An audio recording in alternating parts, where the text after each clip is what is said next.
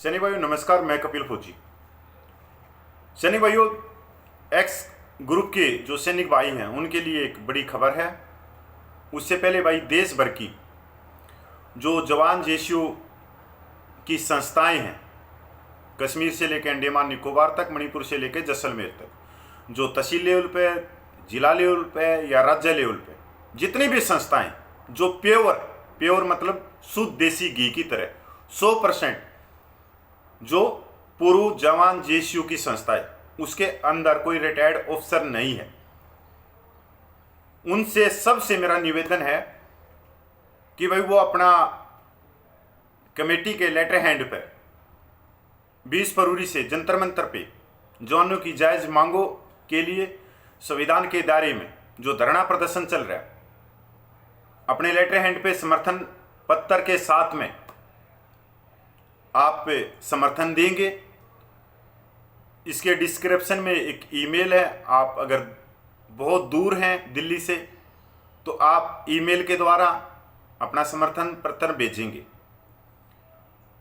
आप सबको मालूम है कि 9 अप्रैल को पूरे देश भर की जितनी जवान जेसीओ की जत्थेबंद जो यूनियन है, संस्थाएं हैं, उनकी मीटिंग हुई थी और 100 से ज़्यादा संस्थाओं ने 20 फरवरी से जो धरना प्रदर्शन चल रहा है उसके लिए समर्थन दिया है।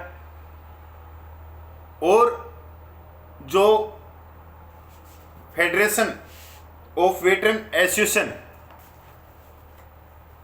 सभी संस्थाओं को मिलाकर एक पूरे देश नेशनल लेवल की एक संस्था बनाई गई है जिसका नाम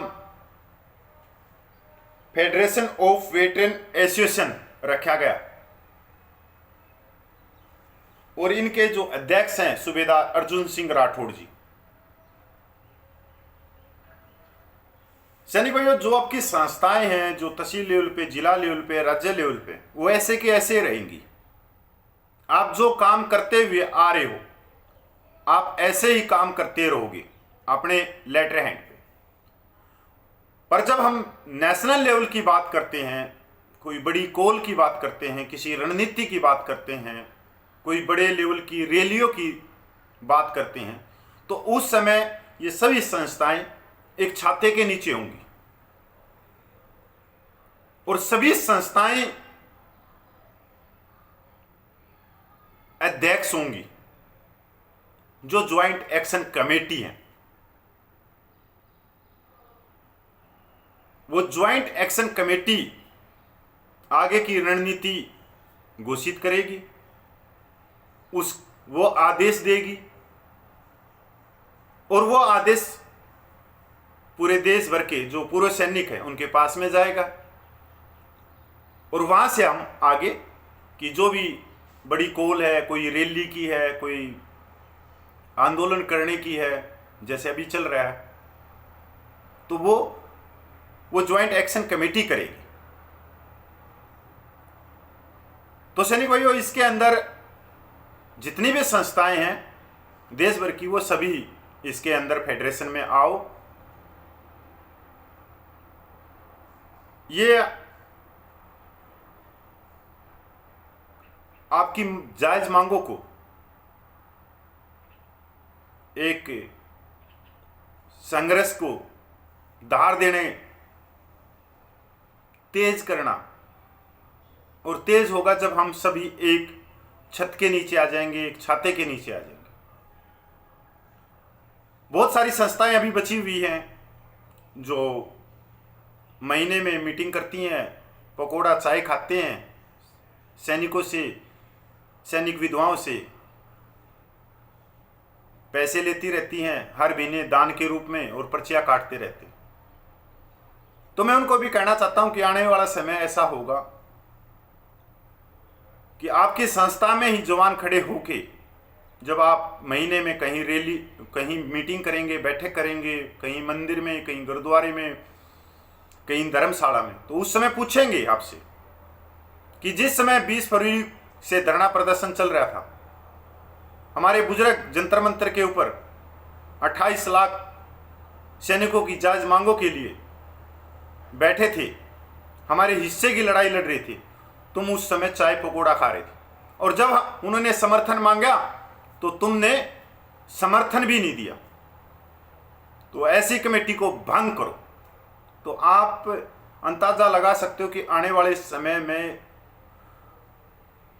जो किसी के इशारे पे या उनका जो रिमोट कंट्रोल कोई और दूसरे के पास में है, वो रिमोट कंट्रोल को चला रहा है, तो वो उनके लिए अच्छा नहीं। भाई फेडरेशन ऑफ वेटरन एसोसिएशन की एक बड़ी कॉल है 30 अप्रैल की, पूरे देश भर के सैनिकों के लिए। वो अपने अपने क्षेत्र में, जो उनके लोकसभा क्षेत्र है, राज्यसभा क्षेत्र है, वो अपने अपने सांसद को जवानों की जांच मांगों के लिए मांग पत्र देंगे। और इसकी तैयारियां आज से ही आप शुरू कर दीजिए। और एक मांग पत्र भी निकलेगा, अब की बार मांग पत्र फेडरेशन ऑफ वेटरन एसोसिएशन से निकलेगा,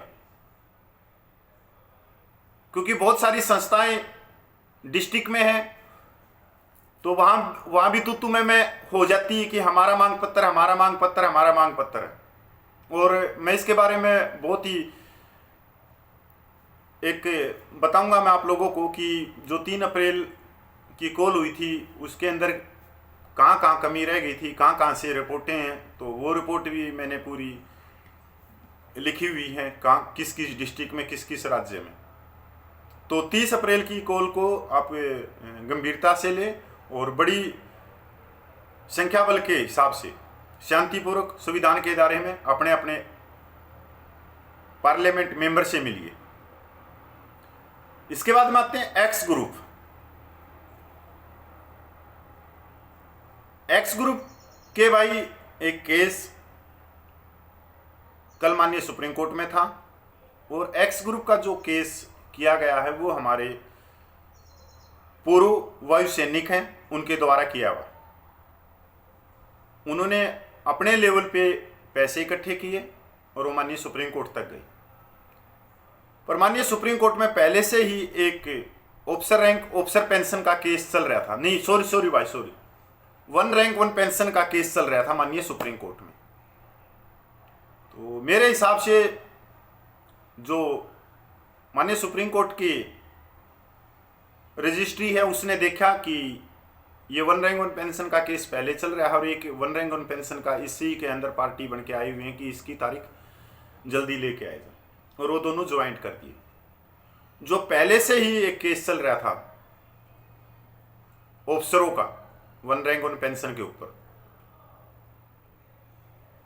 तो उनके वकील ने मना कर दिया कि हमारे केस के अंदर इनको भागीदार ना बनाया जाए, और वो केस अलग कर दिया। मतलब आप इसको डिसमिस कह सकते हो, किसी भी तरह से कह सकते हो। पर वो जो पूर्व वायु सैनिक भाई हैं तो वो अभी और कानूनी सलाह ले रहे हैं कि इसको हम किस तरह से दोबारा करें, क्योंकि ये दोनों ही केस अलग अलग है। ये 1 रैंक 1 पेंशन का नहीं है, एक्स ग्रुप का बिल्कुल अलग है। सबको मालूम है कि सेकंड 1 रैंक 1 पेंशन में एक्स ग्रुप को भी 2 भागों में बांट दिया। 2016 से पहले वाले अलग हैं 3600, उससे बाद वाले 6200, मतलब सारा ही।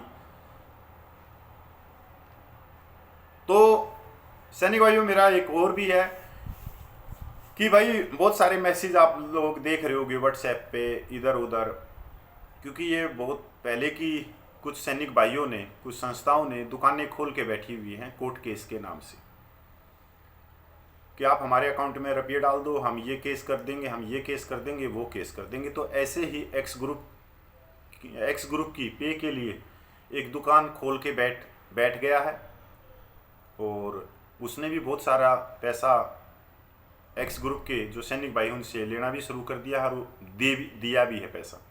क्योंकि मेरे पास में बहुत सारे सैनिक भाइयों के फ़ोन आते हैं एक्स ग्रुप वालों की कि सर किस अकाउंट में पैसे डालने हैं और कितने डालने हैं। अभी वो बहुत सारे सैनिक भाई तो ये सोचते हैं कि कपिल भाई ने भी ये केस कर रखा हुआ है एक्स ग्रुप का, जबकि मैंने भाई कोई केस नहीं कर रखा है, पर उनको पता ही नहीं। क्योंकि मान लो 2-4 हज़ार रुपये हर एक से शख्स दे सकता है, पर 2-4 हज़ार रुपये अगर हर एक एक्स ग्रुप देगा तो ये कहाँ तक जाएगा, करोड़ों रुपये में। क्योंकि एयरफोर्स में एक्स ग्रुप की जो तादाद है वो मेरे हिसाब से 40% से ज़्यादा होनी चाहिए।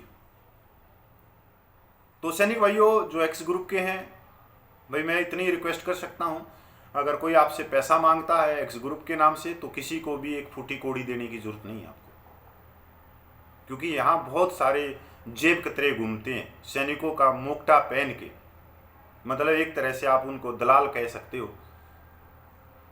क्योंकि वो कभी किसी चीज़ केस को उठा लेते हैं, कभी किसी की पेंशन बढ़वाने लग जाते हैं, कभी ऑनरेडी रैंक की बढ़वाने लग जाते हैं, कभी सैनिक विधवाओं की, और उनका आज से ये धंधा नहीं चल रहा है, ये पिछले कई सालों से चल रहा है।